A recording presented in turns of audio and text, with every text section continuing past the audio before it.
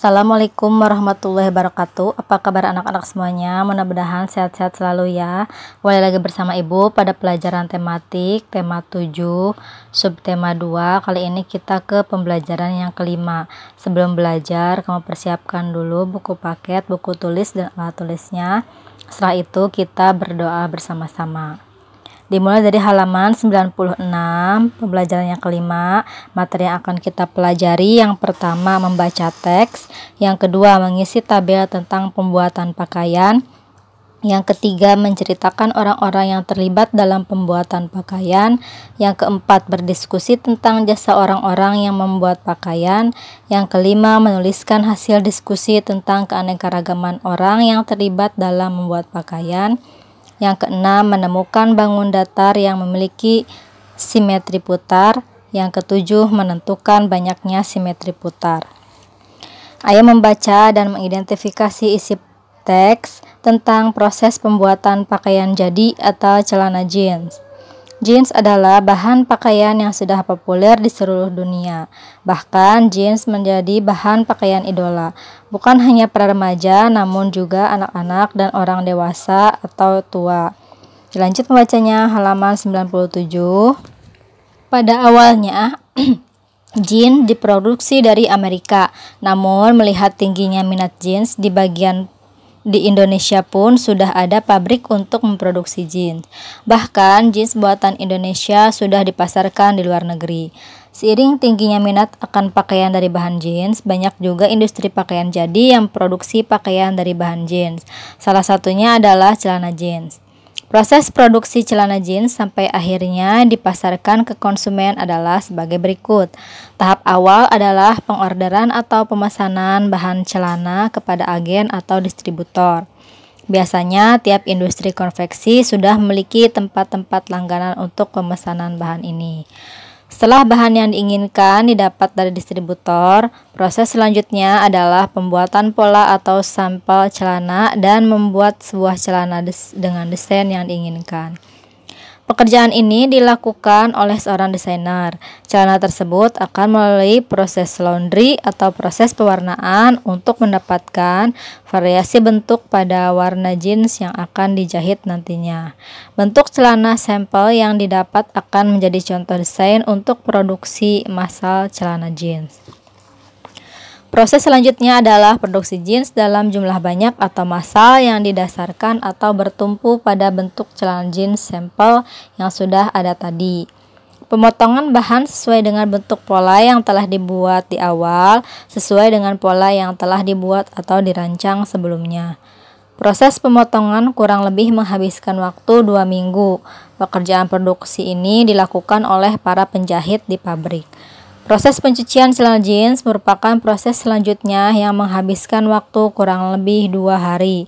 Setelah selesai melalui proses pencucian, maka celana jeans akan dikirim ke tempat finishing untuk proses pemasangan label atau labeling.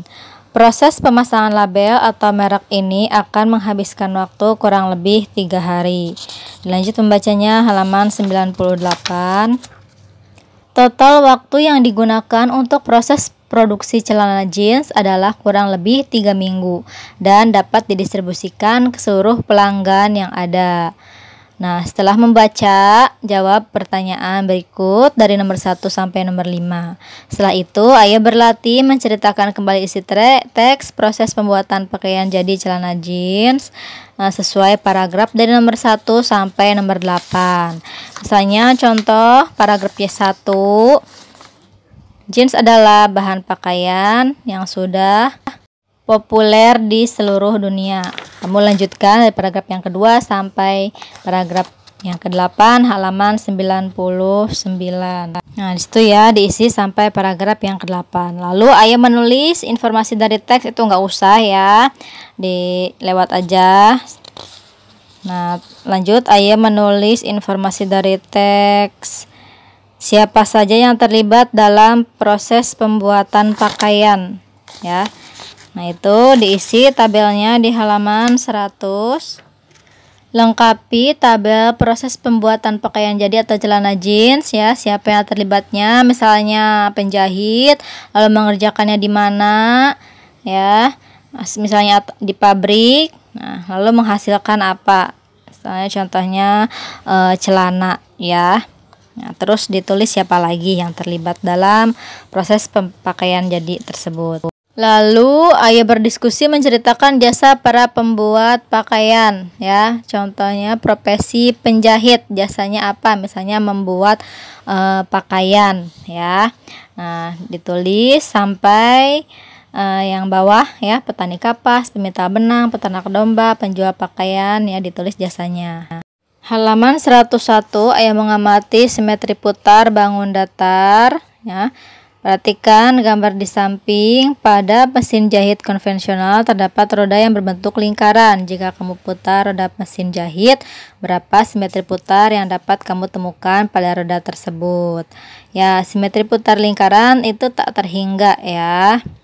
Nah, lalu kamu lanjutkan mengamati nama bangun trapesium ya sampai yang bawah gambarnya gimana, lalu banyaknya simetri putar berapa ya, diisi dari nomor 1 sampai nomor 8 halaman 102 ya.